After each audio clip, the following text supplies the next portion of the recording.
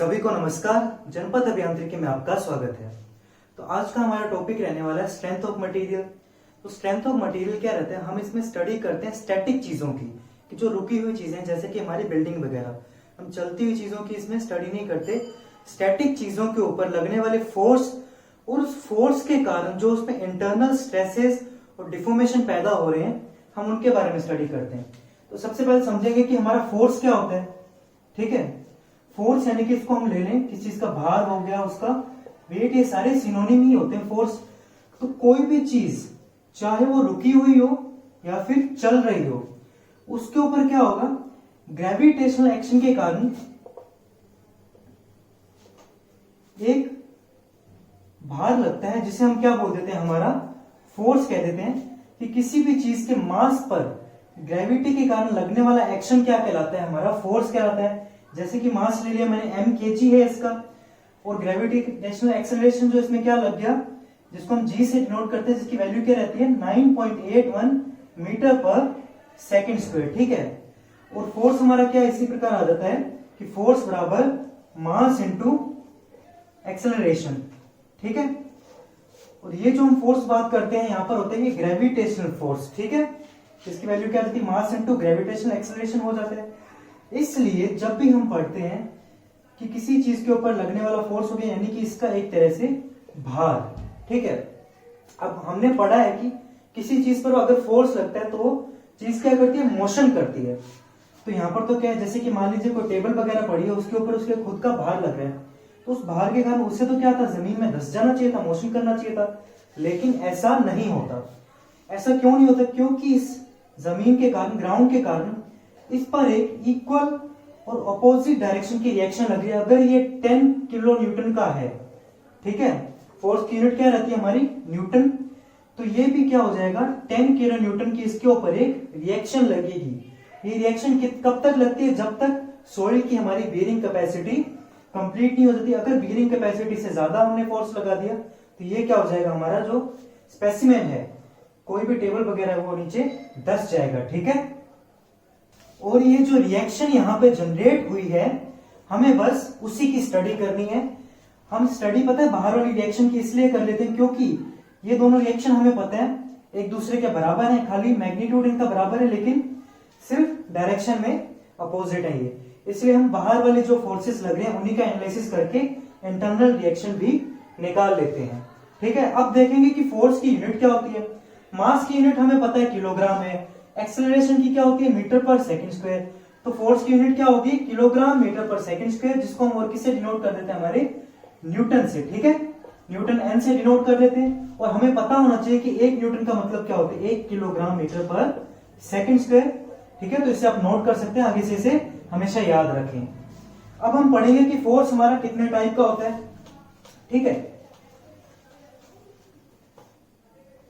तो यहां पर मैंने ले ली एक बीम ले ली। ठीक है, इस तरह से बीम है, और इस बीम पर एक तो एक्सिस हो गया ये, एक एक्सिस ये हो गया। अगर मैं यहां पर फोर्स लगा रहा हूं इस डायरेक्शन में, तो इसे तो मैं बोलूंगा मेरी लॉन्गिट्यूडिनल एक्सिस। ठीक है, और ये वाली जो एक्सिस है इसे मैं क्या बोल दूंगा, मेरी लेटरल एक्सिस। जब लॉन्गिट्यूडिनल एक्सिस के अलोंग फोर्सेस लगते हैं, इनके फोर्सेस को हम बोलते हैं एक्सियल फोर्सेस। ठीक है, और जब लेटरल डायरेक्शन के अलोंग फोर्सेस लगते हैं उन्हें हम बोल देते हैं हमारे ट्रांसवर्स फोर्सेस। एक्सियल फोर्सेस के आगे दो एग्जांपल होते हैं, एक तो होता है हमारा कंप्रेसिव फोर्स, ठीक है, और एक होता है हमारा सेकंड नंबर का टेंसाइल फोर्स। ठीक है, और अगर मैं ट्रांसवर्स फोर्सेस की बातें करूं तो यहां पर आ जाएगा मेरे पास शियर फोर्स, जो कि आप जानते हैं कि स्ट्रेंथ ऑफ मटेरियल के हिसाब से काफी इंपॉर्टेंट रहता है हमारा। अब हम पढ़ेंगे कि कंप्रेसिव और टेंसाइल फोर्सेस कौन कौन से होते हैं। दोनों ही पार्ट हैं एक्सियल फोर्सेस के। ठीक है, तो वापस मैंने बीम मेंबर लिया। ठीक है, इस साइड मैंने इसको बीम मेंबर को एक साइड से फिक्स कर दिया, दूसरा फ्री कर दिया। इस तरह की जो बीम होती है उसे तो हम बोलते हैं हमारी कैंटिलीवर बीम। ठीक है, अब कैंटिलीवर बीम में मैंने क्या किया, इस साइड से इसको खींचा। ठीक, इस साइड से खींचने पर क्या होगा, फोर्स है, फोर्स के हिसाब से क्या होना चाहिए, इसे मूव कर जाना चाहिए था, लेकिन मूव नहीं करेगी क्योंकि हमने फिक्स कर रखा है। अब मूव करने से रोकने के लिए माना ये P किलो न्यूटन का इधर से लोड लग रहा है, तो उतना ही लोड और अपोजिट डायरेक्शन में इधर भी लगना चाहिए, तभी ये बीम मेंबर इसी तरह रुका जाएगा। और इसको अगर मैं इस तरह से कुछ लिखता हूं कि इधर से मैंने P लोड लगाया और इधर से भी P लोड इसके अपोजिट डायरेक्शन लगाया, ये जो डायग्राम बनाया इसे हम क्या बोलते थे, हमारा फ्री बॉडी डायग्राम। याद रखें कि फ्री बॉडी डायग्राम है जो मेरा हमेशा इक्विलिब्रियम में रहता है, स्टेबल इक्विलिब्रियम में रहता है, कि मतलब चीज रुकी हुई है तो रुकी हुई रहेगी इधर, ठीक है। इधर से मैंने फोर्स लगाया तो उतना ही अपोजिट डायरेक्शन में फोर्स यहां पर भी जनरेट होगा, ठीक है। तो ये तो क्या हो गया इसका फ्री बॉडी डायग्राम। अगर फोर्स इस तरह से कि दोनों एक दूसरे से दूर जा रहे हैं तब उसे तो हम बोल देते हैं हमारा टेंसाइल फोर्स। और अगर फोर्स इस तरह से कि दोनों साइड एक दूसरे की ओर इशारा करें तब हम उसे बोल देते हैं हमारा कंप्रेसिव फोर्स। अब साइन कन्वेंशन कुछ इस प्रकार से लिए जाते हैं कि टेंसाइल को हम जनरली पॉजिटिव बोल देते हैं और कंप्रेसिव फोर्स को हम जनरली नेगेटिव फोर्स बोल देते हैं हमारा, ठीक है। जब टेंसाइल फोर्स लगेगा हमें पता है कि चीज को खींचेंगे तो इस तरह से लंबी होने की कोशिश करें, तो टेंसाइल फोर्स तो क्या करेगा, लॉन्गिट्यूडनल एक्सिस के अलोंग इसको खींचने की कोशिश करेगा, और कंप्रेसिव फोर्स हमारा लॉन्गिट्यूडनल एक्सिस के अलोंग इसको कंप्रेस करने के मतलब छोटा करने की कोशिश करेगा। ये जो हमने रिएक्शन निकाली थी इसको तो हम बोलते हैं सपोर्ट रिएक्शन, कि सपोर्ट्स पे इस तरह से इसने खींच लिया। लेकिन ये बीम का जो मेंबर है इसमें छोटे छोटे पार्टिकल्स हैं, इनके बीच में कोई ना कोई फर्क तो पड़ ही रहा होगा, कुछ ना कुछ चीज में अंदर चेंज आ रहा होगा। इस चेंज को हम क्या बोल देते हैं, हमारा इंटरनल स्ट्रेसेस, ठीक है। तो इस प्रकार हम आगे बढ़ते हुए पढ़ते हैं, स्ट्रेस देखते हैं कि क्या होता है।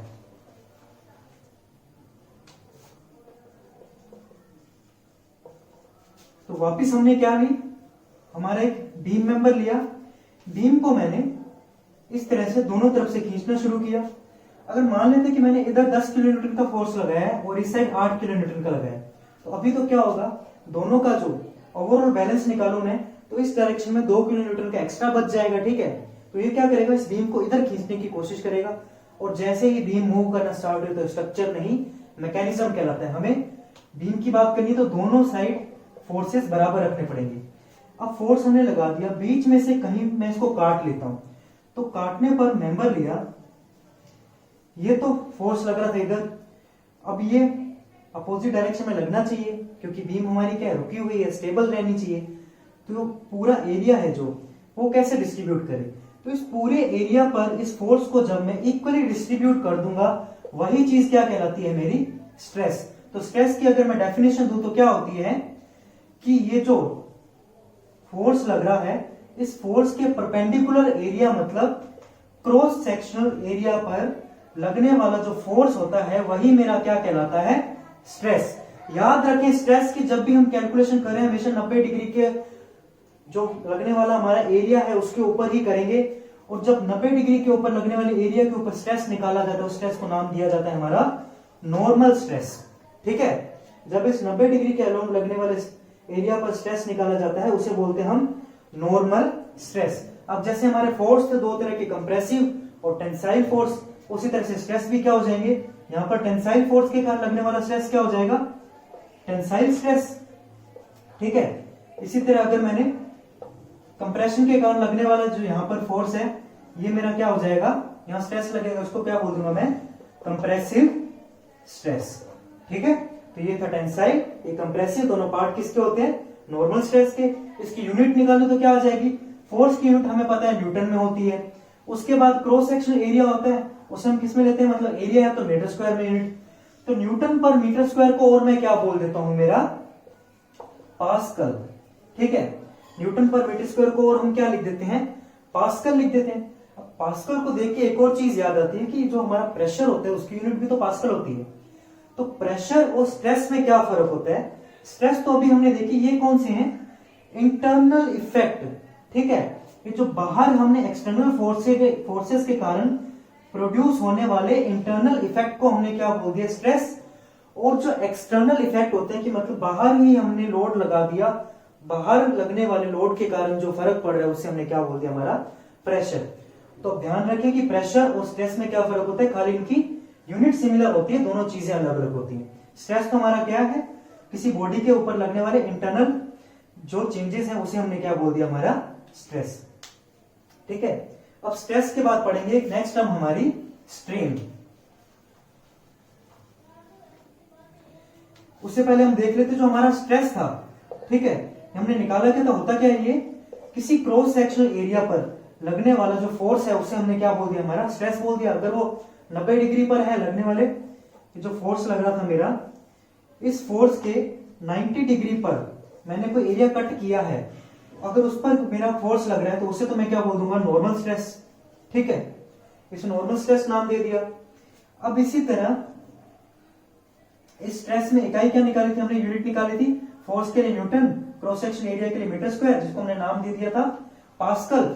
अब इसको डिनोट किससे करते हैं, इसको डिनोट करते हैं हम सिग्मा से, ठीक है, इसको क्या डिनोट करते हैं, सिंबल होता है इसका सिग्मा।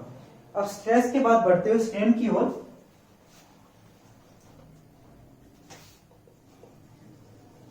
नेक्स्ट टर्म है हमारी स्ट्रेन। स्ट्रेन को डिनोट करते हैं एप्सिलॉन से। किससे डिनोट करते हैं, एप्सिलॉन से। तो स्ट्रेन क्या होता है, मैंने किसी बॉडी के ऊपर इस तरह से फोर्स लगा दिए, फोर्स लगाए तो उसमें कहीं ना कहीं किसी पॉइंट पर इंटरनल चेंजेस आ रहे होंगे, जिसको हम नाम क्या देते हैं, स्ट्रेस। और ये फोर्स कैसा है, हमारा एक्सियल है, टेंसाइल इन नेचर है। ये क्या करेगा, इसको खींचने की इस तरह से कोशिश करेगा, इसे लंबा करेगा। तो इसको लंबा करने के कारण यहां क्या आ जाएगा, इसके अंदर यहां पर चेंजेस आ जाएंगे, डिफॉर्मेशन आ जाएगा। तो इस डिफॉर्मेशन यानी कि चेंज इन लेंथ का ओरिजिनल लेंथ के साथ जो रेशियो होता है, ठीक है, चेंज इन लेंथ का ओरिजिनल लेंथ के साथ जो रेशियो होता है उसे हम क्या कह देते हैं, हमारा स्ट्रेन यानी कि एप्सिलॉन। अब चेंज इन लेंथ, लेंथ किस में रहती है, मीटर में रहती है, नीचे वाली ओरिजिनल लेंथ वो भी मीटर में रहेगी, मीटर से मीटर को हम कैंसिल आउट कर देंगे। तो हम देखेंगे स्ट्रेन हमारा क्या होता है, एक डायमेंशन लेस क्वांटिटी होता है, ठीक है। स्ट्रेन क्या होता है हमारा, डायमेंशन लेस क्वांटिटी, मतलब इसका कोई डायमेंशन नहीं होता, ठीक है। आगे बढ़ते हुए, अब जैसे हमारे स्ट्रेस दो तरह के थे कि टेंसाइल स्ट्रेस और कंप्रेसिव स्ट्रेस, तो हमारे जो स्ट्रेन है वो भी दो तरह के होते हैं, टेंसाइल स्ट्रेन और उसी के साथ हमारा हो जाएगा कंप्रेसिव स्ट्रेन, ठीक है। अब ये स्ट्रेन और स्ट्रेस है हमारा, वेरिएशन किस तरह से करता है, तो वेरिएशन के लिए हम समझते हैं माइल्ड स्टील के लिए बनने वाला स्ट्रेस स्ट्रेन कर्व, ठीक है, काफी इंपॉर्टेंट रहता है, जिसमें हर एग्जाम में जनरली 1 मार्क से क्वेश्चन पूछ ही लिया जाता है। तो हम पढ़ेंगे stress strain curve of mild steel, ठीक है।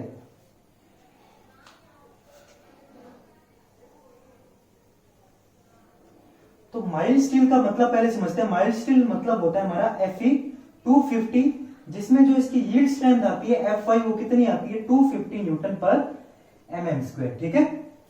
ये तो खाली इतना था। और जो टेंसाइल स्ट्रेस स्ट्रेन, जो हमारा स्ट्रेस स्ट्रेन कर्व बन रहा है, किसके लिए बनता है, टेंसाइल स्ट्रेस के लिए, ठीक है। कि हमने जो हमारा माइल्ड स्टील का स्पेसिमेन लिया, हम उसको टेंशन फोर्स लगाते हैं उसके ऊपर, और उसमें जो स्ट्रेसेस और स्ट्रेन जनरेट हो रहे हैं उसको देखते हैं कि किस तरह से वैरी करते हैं। स्ट्रेस यानी कि सिग्मा को तो हम लेते हैं हमारे वाई एक्सेस पर, ठीक है, और जो हमारा स्ट्रेन होता है यानी कि एप्सिलॉन, उसे हमने किस पे ले लिया, हमारे एक्स एक्सिस पर। तो शुरू में तो क्या होता है, जैसे मैंने स्पेसिमेन को लोड किया, तो जैसे जैसे मेरा स्ट्रेस बढ़ रहा है वैसे वैसे ही मेरा स्ट्रेन बढ़ेगा, और एक पॉइंट तक ही बढ़ता है, जिस पॉइंट को हम क्या बोल देते हैं, हमारा प्रोपोर्शनलिटी लिमिट। कि स्ट्रेस प्रोपोर्शनल होता है हमारे स्ट्रेन के, जितना स्ट्रेस बढ़ा है उतना ही हमारा स्ट्रेन बढ़ा, इसे हम बोल देते हैं प्रोपोर्शनलिटी लिमिट। और इसी को हम बोल देते हैं हमारा हुक्स लॉ। कि याद रखें कि हुक्स लॉ कहां तक वैलिड होता है, अप टू प्रोपोर्शनलिटी लिमिट, जो कि क्या बोलते हैं कि stress is proportional to strain. उसके बाद क्या होता है कि जैसे ही मैंने स्ट्रेस को बढ़ाया, तो जितना स्ट्रेस बढ़ रहा है उससे ज्यादा क्या बढ़ेगा, मेरा स्ट्रेन बढ़ेगा, ठीक है। और एक पॉइंट ऐसा आ जाता है कि इस पॉइंट पर जाकर अगर मैंने स्ट्रेस को और ज्यादा इंक्रीज कर दिया, ठीक है, तो स्ट्रेस को अगर मैं वापस हटाऊंगा तो ये जो मेरा डिफॉर्मेशन था, यहां पे आने वाला स्ट्रेन था, वो रिकवर नहीं कर पाएगा। इससे पहले अगर मैं मेरे स्ट्रेस को हटा देता हूं, ऊपर से लोड को हटा देता हूं, मेरा जो स्पेसिमेन था उसमें से डिफॉर्मेशन गायब हो जाएगा, या स्ट्रेन इसका वापस 0 हो जाएगा। इस जो डिफॉर्मेशन को हटाने की प्रॉपर्टी होती है उसे तो हम बोल देते हैं इलास्टिसिटी।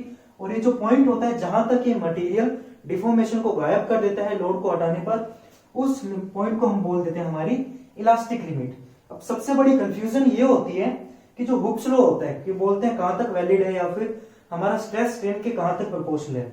तो स्टेटमेंट गौर से सुने और नोट करके लिख लें कि अप टू प्रोपोर्शनल लिमिट, ठीक है, प्रोपोर्शनलिटी लिमिट है कि वहां तक तो हमारा हुक्स लॉ वैलिड होता है, और विद इन इलास्टिक लिमिट की मतलब इलास्टिक लिमिट के अंदर और प्रोपोर्शनलिटी लिमिट तक, ठीक है। पेपर में दो तरह से पूछता है कि कहां के किसके अंदर, कि विद इन में कहां होगा, तब तो हम बताएंगे कि इलास्टिक लिमिट, और कहां तक अप टू में तब आएगा हमारा प्रोपोर्शनलिटी लिमिट, जिसको हमने ए से डिनोट किया है। उसके बाद क्या होगा, स्पेसिमेन को मैं जैसे ही करूंगा तो थोड़ा सा इसका स्ट्रेस और बढ़ेगा। इस वाले पॉइंट तक जो स्ट्रेस आता है, पॉइंट नंबर सी, इसको मैं बोलता हूं अपर यील्ड पॉइंट, ठीक है। अब इसके बाद क्या होगा, स्ट्रेस मेरा जो स्ट्रेन है वो रिकवर होना खत्म हो जाएगी, कि अगर मैंने स्ट्रेस को हटा लिया, लोड को हटा लिया, जो डिफॉर्मेशन है वो रिकवर नहीं हो पाएगा। इस पॉइंट को मैंने बोल दिया अपर यील्ड पॉइंट। और ये जो हम यहाँ पर लोडिंग लेते हैं किसी के अंदर भी, माइल्ड स्टील में जैसे Fe250 बोल दिया, जो Fe लिख रखा है ना, यही होता है यील्ड पॉइंट। लेकिन अपर यील्ड पॉइंट नहीं, दो यील्ड पॉइंट आते हैं हमारे पास। एक तो होता है अपर यील्ड पॉइंट और एक होता है हमारा डी, जिसको मैंने बोल दिया मेरा लोअर यील्ड पॉइंट, ठीक है। और जो स्टडी के लिए हम जब भी यील्ड पॉइंट लेते हैं हमेशा कौन सा लेते हैं, lower yield point.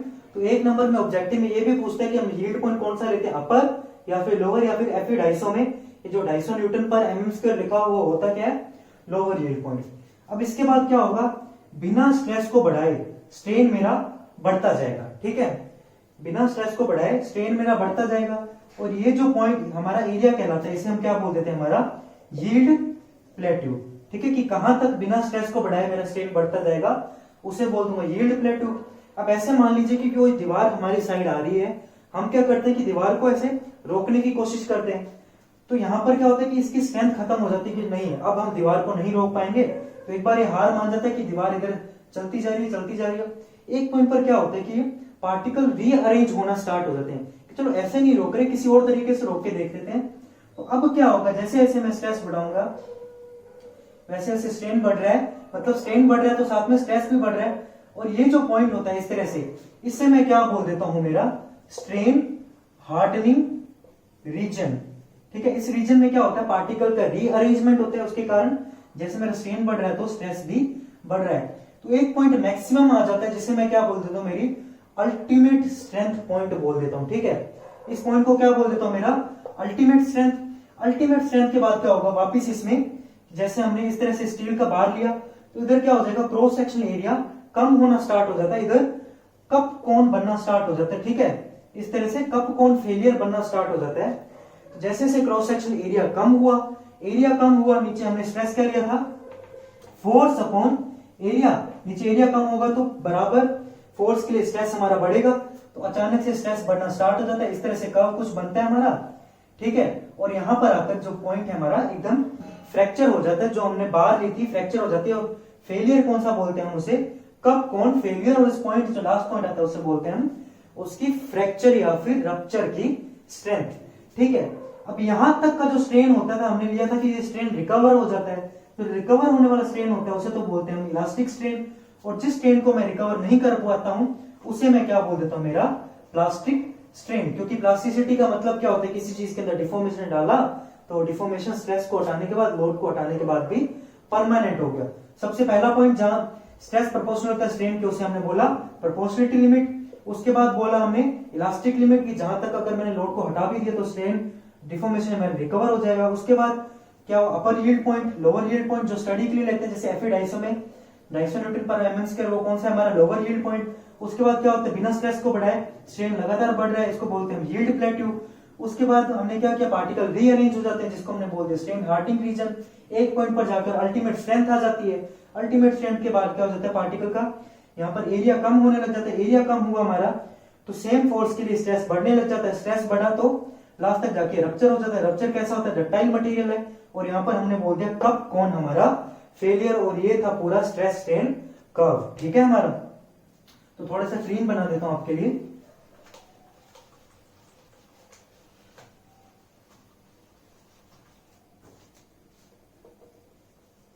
Stress strain curve for mild steel, ठीक है, इधर क्या लिया हमने, स्ट्रेस हमारा सिग्मा, यहां लिया स्ट्रेन हमारा एप्सिलॉन, शुरू में आ गई प्रोपोर्शनलिटी लिमिट,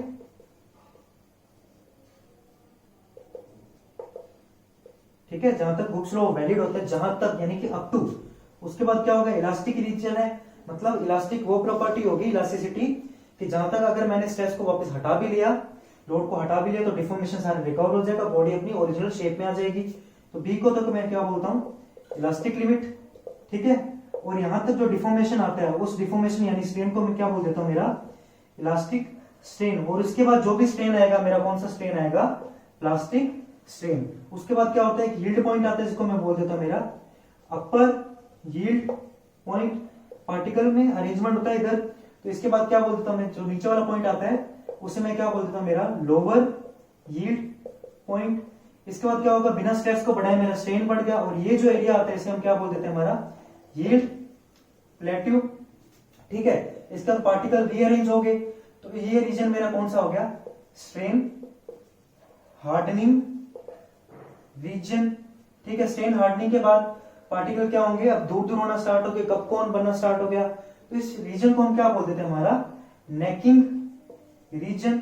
यहां पर जो स्ट्रेंथ आती है उसे मैं बोलता हूं अल्टीमेट स्ट्रेंथ, और यहां जो स्ट्रेंथ आती है इसे मैं बोल देता हूं मेरी फ्रैक्चर या फिर रप्चर स्ट्रेंथ, ठीक है। तो अब हम पढ़ेंगे कुछ प्रॉपर्टी ऑफ मटेरियल के बारे में, ठीक है।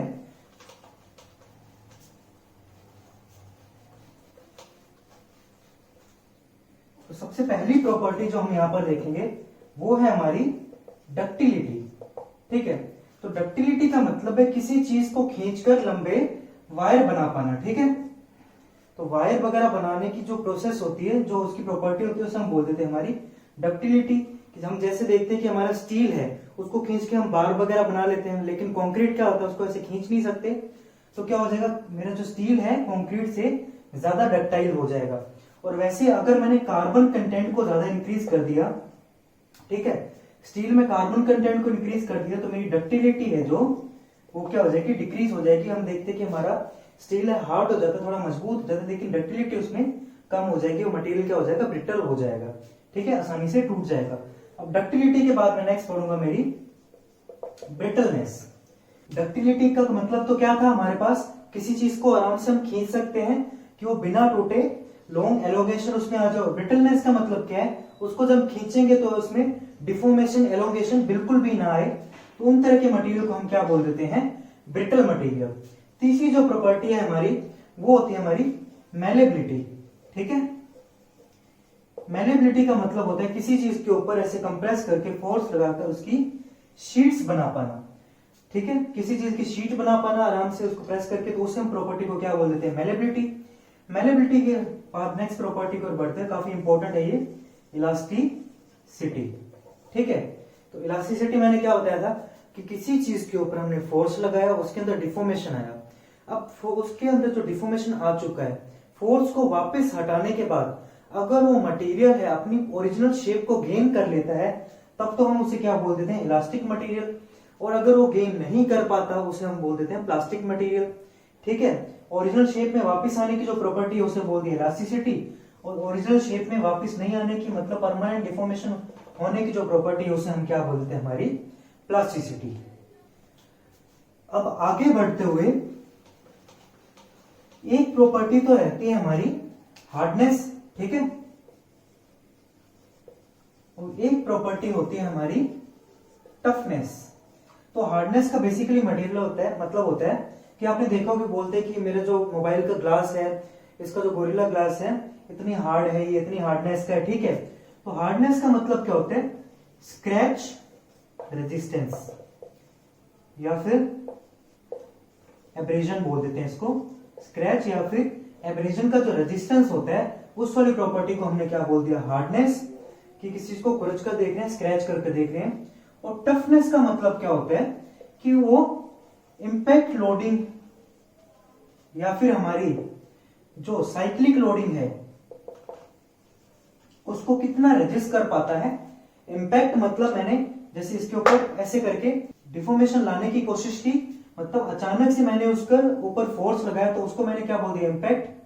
ठीक है, और इस इम्पैक्ट को रेजिस्ट करने की जो प्रॉपर्टी होती है उसे हम क्या बोल देते हैं, टफनेस। जैसे कि अगर मैं देखूं तो कोई मेरा साबुन वगैरह के ऊपर मैं अगर इस तरह से फोर्स लगाता हूं तो क्या हो जाएगा, उसके ऊपर डिफॉर्मेशन आ जाएंगे, लेकिन इस बोर्ड के ऊपर नहीं है।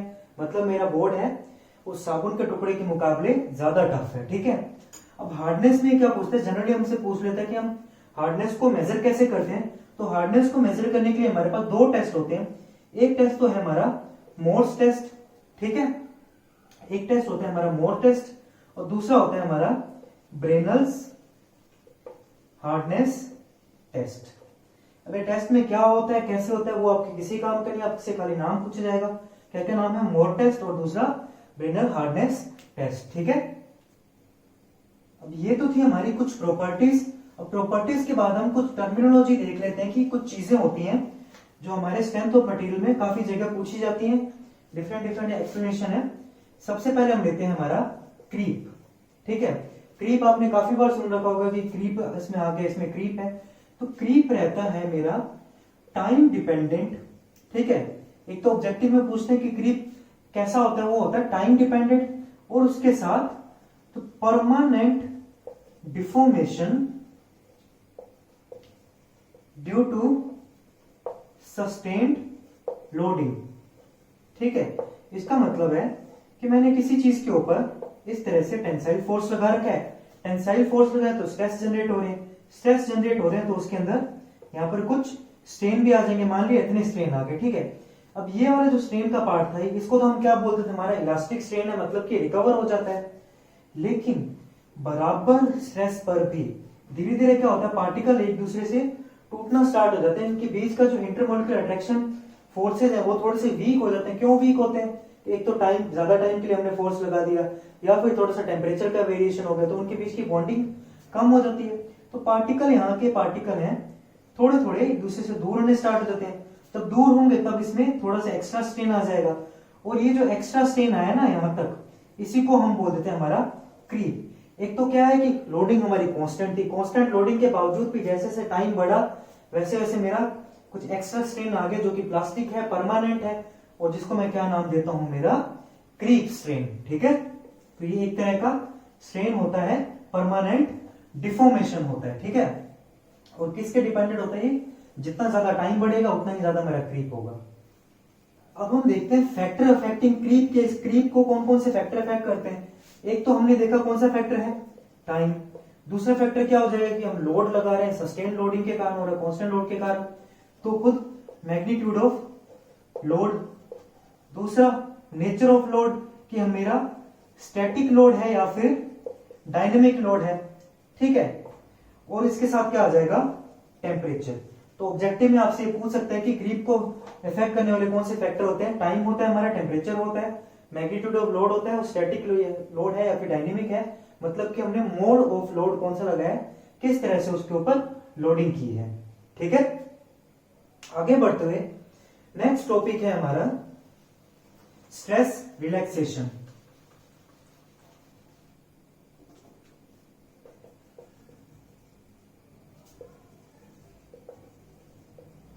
तो स्ट्रेस रिलैक्सेशन है वो भी किसका पार्ट है, एक तरह से क्रीप का ही पार्ट है। मैंने आपको बताया किसी चीज के ऊपर लोड लगा रहे हैं, लोड के कारण क्या होगा, अगर टेम्परेचर वगैरह बढ़ा दिया तो इंटरमोलिकुलर पार्टिकल के जो अट्रैक्शन फोर्सेस थे वो धीरे धीरे उनके बीच की बॉन्डिंग कम होना स्टार्ट हो जाती है। अब बॉन्डिंग टूटनी स्टार्ट हुई तो पार्टिकल क्या होंगे, एक दूसरे से दूर जाएंगे, मतलब स्ट्रेन बढ़ेगा हमारा।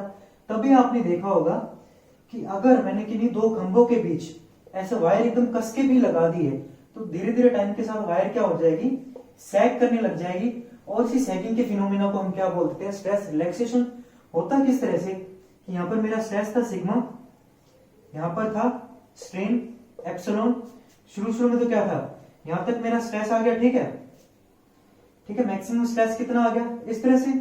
उसके बाद धीरे धीरे स्ट्रेन बढ़ना स्टार्ट हुए, और जैसे स्ट्रेन बढ़ेगा मेरा स्ट्रेस मेरा यहाँ पर डिक्रीज हो जाएगा, मतलब डिफॉर्मेशन बढ़ा दिया मैंने, एक तरह से वायर सैग कर गया है, तो स्ट्रेस में कुछ डिक्रीज आ जाएगा। इसी डिक्रीज को मैं क्या बोल देता हूं, मेरा स्ट्रेस रिलैक्सेशन। डिनोट किसे करते हैं, कुछ इस तरह के कर्व से। ठीक है, अगले टॉपिक की ओर बढ़ते हुए नेक्स्ट है हमारा प्रूफ स्ट्रेन या फिर प्रूफ स्ट्रेस। ठीक है, काफी इंपॉर्टेंट है ये, और एग्जाम में जनरली पूछ ही लेता है हमसे, एसएससी या किसी अदर एग्जाम में। तो प्रूफ स्ट्रेस का मतलब है कि एक मैंने माइल्ड स्टील के जैसे कर्व बनाया था स्ट्रेस और स्ट्रेन का, तो उसमें क्या किया था, इधर मैंने स्ट्रेस लिया सिग्मा, इधर लिया स्ट्रेन एप्सिलॉन। शुरू में मैंने क्या किया, इस तरह से प्रोपोर्शनलिटी लिमिट आई, फिर उसके बाद इलास्टिक लिमिट आई, ठीक है। इलास्टिक लिमिट के बाद क्या, अपर यील्ड पॉइंट और लोअर यील्ड पॉइंट, और मैंने कौन सा लिया कि लोअर यील्ड पॉइंट है, इसको मैं जनरली डिजाइन क्राइटेरिया के हिसाब से यूज कर लेता हूं। लेकिन कुछ मटेरियल ऐसे होते हैं कि उनके अंदर यील्ड पॉइंट, ऐसे डेफिनेट यील्ड पॉइंट हमें मिलता ही नहीं है। तो हम क्या करते हैं कि कुछ दूर तक तो प्रोपोर्शनलिटी लिमिट है, कुछ दूर तक तो ये सीधा सीधा जा ही रहा है ना मटेरियल। जैसे एग्जांपल के लिए मटेरियल ले रहा हूं मैं एल्यूमिनियम। एल्यूमिनियम में क्या होता है, हमें डेफिनेट यील्ड पॉइंट नहीं मिलता, कि एकदम अच्छे से दिखने वाले यील्ड पॉइंट नहीं मिला, हमें पता नहीं लग रहा कि यील्ड पॉइंट है कहां पर। तो कुछ मटेरियल इस तरह से डिफॉर्म होता है। तो हमने क्या किया, 0.2% स्ट्रेन ले लिया, मतलब कि 0.002 स्ट्रेन ले लिया। उस स्ट्रेन पर एक मैंने ऐसे पॉइंट लगाया। इस पॉइंट के बाद ये जो लाइन थी प्रोपोर्शनलिटी लिमिट तक, इसके पैरेलल मैंने एक स्केल रखा। इसके पैरेलल स्केल रखने पर कुछ इस तरह से कट किया, और जिस पॉइंट पर इस पॉइंट ने कट किया है उसको मैं यील्ड स्ट्रेस ले लेता हूं, मेरा डिजाइन के लिए स्ट्रेस को ले लेता हूं।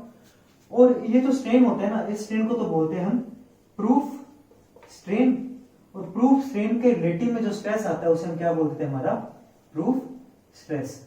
और कितने परसेंट स्ट्रेन के इक्वल आता है, 0.2% या फिर 0.002। यहां पर मैंने कोई यूनिट इसलिए नहीं लगाई क्योंकि हमने देखा था स्ट्रेन मेरा डायमेंशनलेस क्वांटिटी है, ठीक है। तो ये तो थी हमारी कुछ टर्मिनोलॉजी और थोड़ा सा इंट्रोडक्शन हमारे स्ट्रेंथ ऑफ मटेरियल का।